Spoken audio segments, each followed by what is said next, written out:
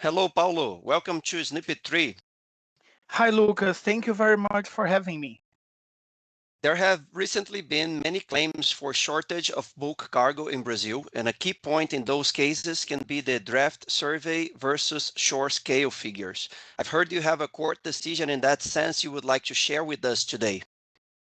Yeah, and first of all, besides there are many procedural arguments as the foreign jurisdiction clause, which has been very well accepted by the Brazilian courts, a topic that we can discuss in a different episode.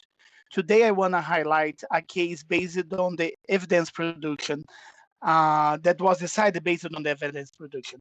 And in this sense, I want to discuss the Honest case, a case that is particularly interesting because the Brazilian court gave considerable weight to the draft survey evidence when analyzing whether an actual cargo shortage had occurred after discharge. In practical terms, the decision recognized that the technical measurements performed during loading and discharging operations may be more reliable than poorly documentary allegations of shortages presented after the voyage. For the shipping industry, this is highly relevant because shortage claims in Brazil can often become extremely complex. At the same time, I think it is important to highlight that this decision should not necessarily be viewed as an entirely new position adopted by the Brazilian court.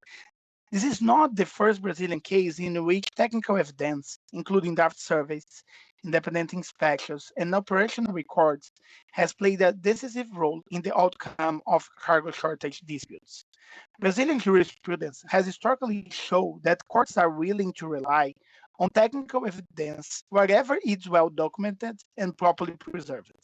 And that, in my opinion, is the most important takeaway from this precedent.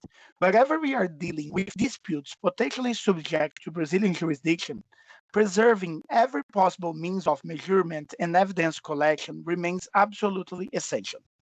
Because in Brazil, despite the procedural arguments that have been raised by the courts, cargo disputes are very often decided based on the consistency of the operational evidence produced during the voyage and during cargo handling operations.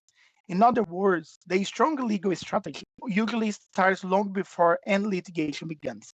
And I believe this precedent reinforces exactly this point. Thank you very much.